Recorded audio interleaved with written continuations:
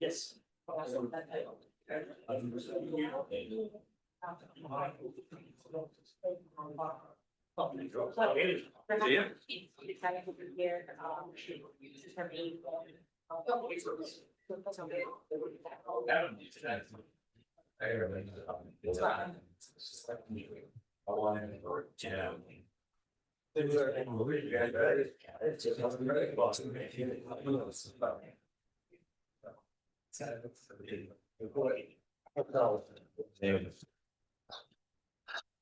Welcome to the Town of Smithfield Planning Board meeting for January 15th, 2026. Initially, in terms of emergency and evacuation notice, in case of emergency, there are two main exits out of the chambers. The first is to the left side of the stage, up the stairs, through the doorway, and down the stairway out the back side of the town hall.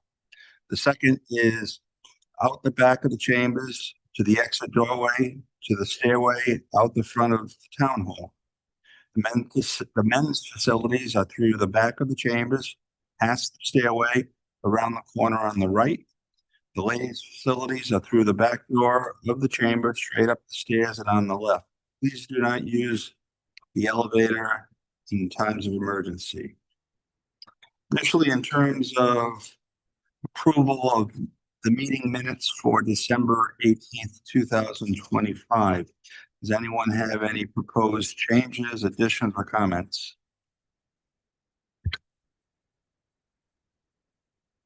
With no one responding, do we have a motion? Motion to approve the minutes. Second. All in favor? Aye. All not in favor? The ayes have it. Old business, proposed biopharmaceutical facility, ID 20009, request for an extension of master plan. Good evening, Mr. Chairman, members of the board. Thank you. Tonight, William Lavery Jr., project manager with Joe Casali Engineering.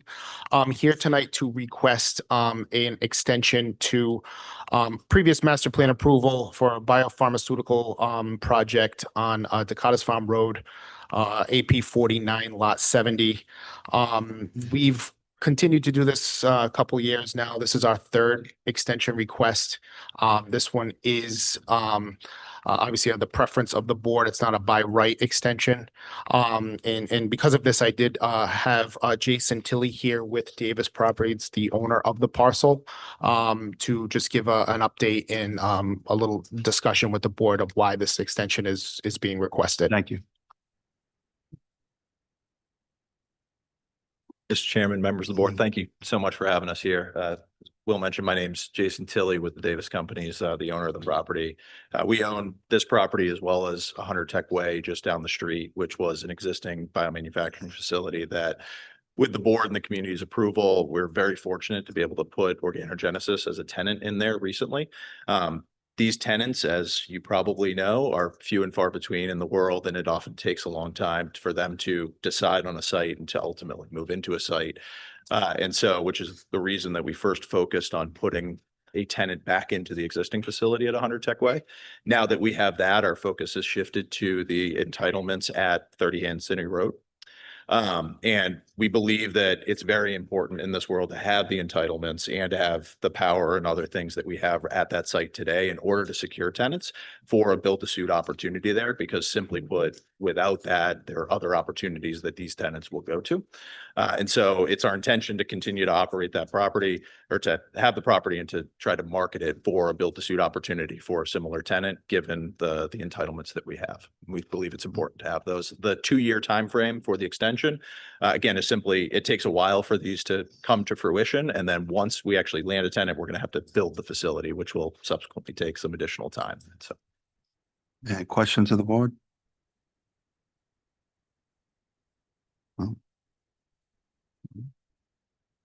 With no questions, we have a motion. Move to extend.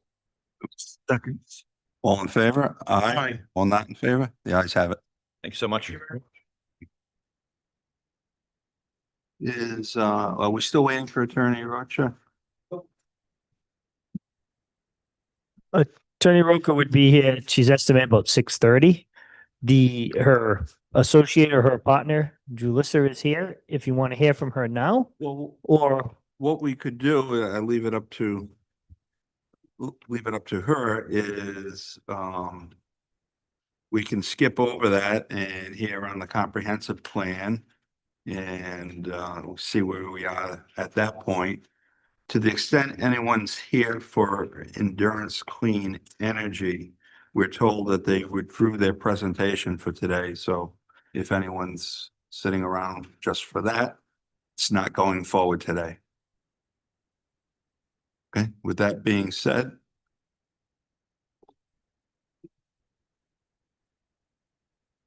Yeah, so, the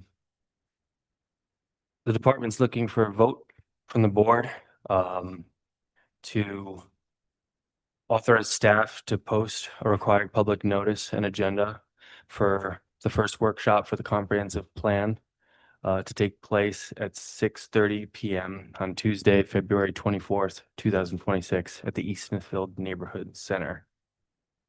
Okay, do we have a motion? So moved. Second, Second. all in favor? Aye. All not in favor? The ayes have it. What's that? how's everyone's attendance there? Some can make it, some can't. From what I've heard earlier. But, and while we're waiting, is it appropriate to ask if anyone has public comment at this point? So we'll open this up for public comment. Anyone wishing to be heard generally, please come forward. No one responding, public comments will be closed. Also on our agenda, we have the director's report. Is there anything intended to be provided in the director's report? Yeah. I was debating whether or not I wanted to take up time on what would have otherwise been a even quicker agenda on such a short night. Debated that, but then today I did kind of have an idea of something I wanted to at least, a topic that I wanted to at least broach with you all, something that I've been kind of thinking about a little bit. In particular, and what I want to talk about is more of a longer range planning question for us to think about. It's not tied to any particular application that you're hearing. And I'm not really looking for any direction or any kind of action from the board on this, but I wanted to talk a little bit about the economic growth overlay district. I know that several of you were involved when it was conceived. And at that time, I believe that work reflected really thoughtful and forward-looking planning. I think the intent of that district was very clear. And I think it was genuinely aspirational for the town. What I wanted to kind of talk about, though, is whether or not, well, not whether or not that thinking was sound then, but whether the tool and, more importantly, the location still makes sense given what we've learned since. The district sets out a vision that I think a lot of communities really struggle with and struggle to articulate well, like compact development, mixed-use buildings, pedestrian-oriented streets, housing near jobs, stronger sense of place. Those goals are not outdated whatsoever. If anything, I think they've become more important. What I think is worth reconsidering is whether or not that district is positioned where those outcomes are realistically achievable, regardless of how well the ordinance was written. Route 7 and 116 is no surprise to anyone. Those are not local main streets. They're state-designed, high-volume arterial corridors whose primary function is to move vehicles through the town and across the region. I think that really matters because land use outcomes are shaped more by the road network than by the zoning text in this case. And so without a fundamental rethinking of those roadways, their speed, access patterns, and role, intensifying development along them risks producing something we now recognize as quite problematic, more intensely congested road that tries to function both as a high-speed through route and as a local main street, which may very well end up doing neither very well. And so, what that tends to create are developments that look walkable within their boundaries, but still remain car dependent. They're isolated and disconnected from the surrounding neighborhoods in our town. And there's the result, even if what's left to be developed appears like a village in plan, it'll operate much more like another suburban commercial strip. So I don't say any of this as a criticism of the district or the language in the ordinance itself. I say this as an observation about the limits of what zoning can accomplish when the underlying transportation framework and network is unchanged and is unlikely to be changed. I think it's also worth noting that since the district was adopted, I don't believe we've really seen a coordinated development effort in that area that truly matches the pattern described in the ordinance. No coherent street grid, no continuous walkable frontage, no mixed-use center that functions as a daily destination for residents. And again, I don't think that means that the ordinance failed or was written incorrectly, but I think it may mean that the location itself makes that pattern very difficult to realize in any fashion. At the same time, I think that our town has places that have historically functioned as village centers, places with closer building spacing, nearby residents, and at a scale that lends itself better to incremental reinvestment rather than large coordinated projects. So what I want to put on the table for the board, not to answer tonight, but to sit with is, are we trying to make this corridor do something it was never designed to do while underutilizing places that already have the bones necessary for village life? And one possible direction, as I see it, over time, could be to let this corridor be what it already functions well as, employment, light industrial, regional commercial, while we're redirecting our mixed use and walkable development ambitions into targeted overlays or districts focused on revitalizing existing village cores. And I don't think that would negate the thinking behind the eco district. I see it as a way of building on it by applying those ideas where the physical and social conditions in our town are more favorable to them. So again, I'm not asking for any of you to endorse anything I've said tonight. What I am asking is for you to think about a few things, and that is whether this line of thinking resonates with your experience since adopting the Eco District and your lived experience here in town, whether you agree it's worth exploring further, and how you would like to be involved if staff begins sketching out alternatives focused on village revitalization rather than corridor intensification. What was the underlying genesis behind that overlay district? I think it was to encourage to bring, just business and commercial and residential mixed theory. Was it mandated by anything? Was it a reaction, or was it just an idea to encourage that type of? I think that was just I think it was a trend that was happening in towns and cities. Like down South Kingston was the well-known one down there. And it was, but also to your point, that other projects that have been attempted to go or proposed always had the problem of the sewer system can't handle large populated design. So that's the one thing that the village concept can't handle. And then who pays for it? So we're always going to run into that every time.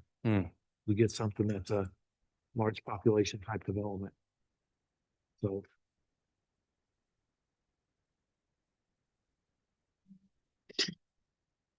We had quite a bit of support from the state too, and the Economic Development Corporation at the time to do this. They attended and presented on more than one occasion, encouraging the town to do this and go this route. And then just as a side history, we were kind of sabotaged fairly quickly on with these large developments coming in. The latest one we haven't seen back here in 2 years. We don't know what happened to the distribution center, but it was like it was just kind of cut off at the knees, so to speak, a few years after it was created. And with zone change requests and use request changes. And so I don't disagree with the planner. I think our vision of creating a village somewhat self-sustaining with jobs, employment, commercial, all within that large area, probably will not come to fruition now. But we also have representatives from Bryant University, from Navigant, from Citizens. I mean, there were developers. I mean, it was our economic development team was there. So it was a group of probably about 25 to 30 people that were meeting. I think we met for over a year. David, you remember? And there was, like Michael said, there was people from the state that came, and I forget what the gentleman's name was, but Stokes, right? Yeah. So it was. In the meantime, I mean, we got sued at the same time because of it. We're all part of this group that was trying to do the right thing for that amount of land, because and there was a lot of landowners in that one. It's not just one parcel. There's a bunch of parcels there. Yeah. So- And we had the access management plan that was created prior to that to control traffic problems up there. Yeah, it was well thought out. But it's just, I don't think it's going to happen now. What is the effect of leaving it in place versus taking some other type of action? What's the pluses and minuses? That depends on how many properties use, because it's also optional as well. You can use the underlying zoning as opposed to the ego district zoning, from what I understand and what I read. Correct me if I'm wrong. And so it would really depend on which properties relied on that for their applications. Because if you take it away after the fact, it's a pre-existing non-conforming use. So that's an implication. I don't think that's a tremendous hurdle inherently. And I think there's fixes for that. Could probably be grandfathered or something to that We effect. could even leave the language with some kind of essentially like hold on the zone for everything that's pre-existing. This is the zone that they adopted, and so that's there, but anything moving forward would be treated under the underlying zoning districts. What is the benefit to the town to repeal that?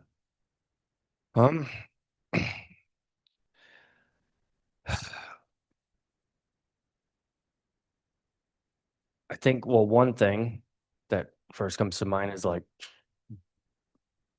bloat of the zoning ordinance where it's not applicable. Again, like I said, I don't really see the language really matching what I'm seeing for development in the area since it was put in place. And there's only so much more room to be developed there as well. And I don't think it's enough to really see that vision through at this point. So I think by moving it and refocusing that zoning elsewhere in the community, which I think is worthy of a much larger conversation, where we should be focusing on more village scale zoning throughout our town, would be my real aim for rethinking all of this. And I think the real benefit to the town would be in, again, using all of that hard work that went into that piece of the ordinance and refining it for other places in our community that are better suited. Mr. Chairman. It is the Eco District, can it fall victim to the comprehensive permit like any other area? So it's nothing, I believe So- so. I yeah, think everything okay. does. Yeah, that's what I was afraid of. Yeah. That's an example. Yeah. That was ego. Yep. I think it's been slowly dismantled with the applications we've seen over the past several years. And, 16, and that's where we're seeing proposed things, but not right in the center. yeah, but that, like I said, that distribution center was a huge uh, bomb, and it just, yeah, it's, presented. yeah, and And it was at the time too, almost the corner lot, the Jackson, we would call it Jackson's property. Some of the Ego District was designed under the concept of that property would be able to have that type of South Kingston Village feel. So some of what you see in that Ego ordinance or overlay was designed for that concept. So if Jackson had at the time found someone to put it together, there was something in place there. And then all your access on the backside of all that to go further down 116, further towards Laura's, some sort of crossover to the hotel to go all the way back up to 116 at the corner, go towards, there was this, so it was all not all, but part of it was based off, I remember that was the subject of that Ego District, to allow that large property to have almost be the center of how it would be developed off of it. But the access has never come through. That's sort of one of the downfalls of it, is that you need that buy-in from every property owner to do an access all around. Exactly, yeah. But Jackson did have some level of confidence that he could get everybody on board, and that there was a desire, or that he could sell it to a developer. I mean, he wasn't totally blind by it, and Cosentini was there as well, and he's part of the landowners there, so. that's true. Yeah.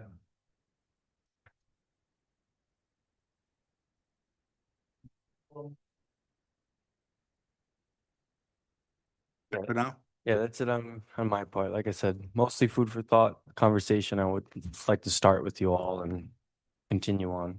It's a big nugget.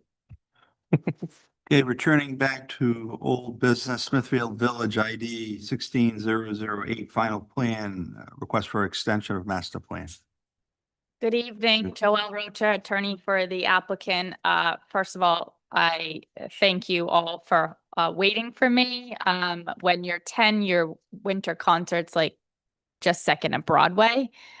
So I do really appreciate your time. I know this board has put in some pretty long hours lately, so I won't be long. I think most of you are familiar with this. I think most of you are here when we got the zoning ordinance amendment on this project. I'm happy to say we're here this year, not with a hypothetical project or a hypothetical purchaser, but we got the zone change from the council, as you know, in September, and it has been full steam ahead, full engineering design. I think the medical office building is almost fully designed. I know my clients have been meeting with planning staff. They will continue to do that as the design works itself out. The traffic study comes in. Have you met on that yet or no?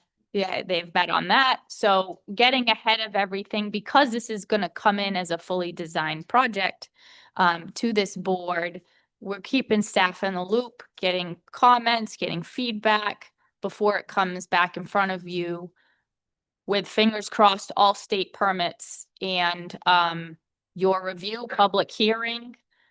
This is a pretty exciting project for the town.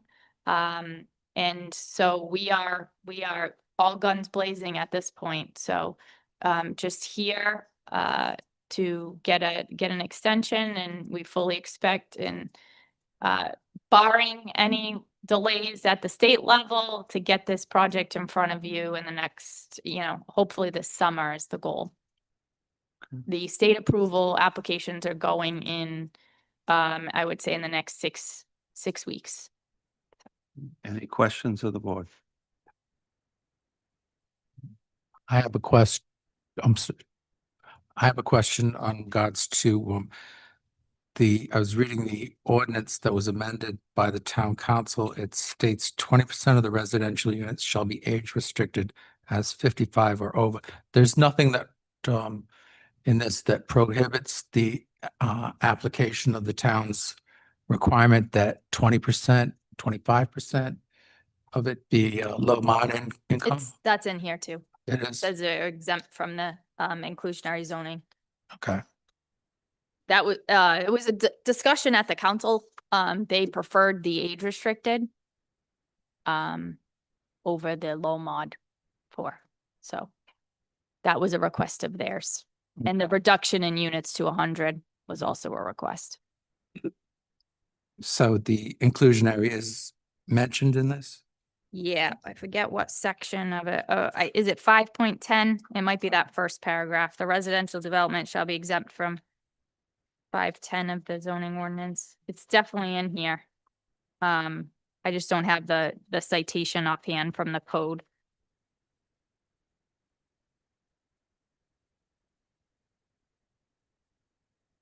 It's on page 3 of the letter. 3 of the list. Section 9.3. 2. Residential development standards and requirements. Residential development shall be exempt from 5.10 of the zoning. 5.10. Which is inclusion. So it's exempt. It's exempt. Yes. Okay. Thank you. Any other questions? We have a motion? Motion to grant the extension for Smithfield Village master plan. We have a second? Second. All in favor? Fine. All right. Fine. Oh, okay. It says requesting extension of master planning here. This is final up there. It does both. This is both. Okay. So final plan, extension of final plan for Smithfield Village.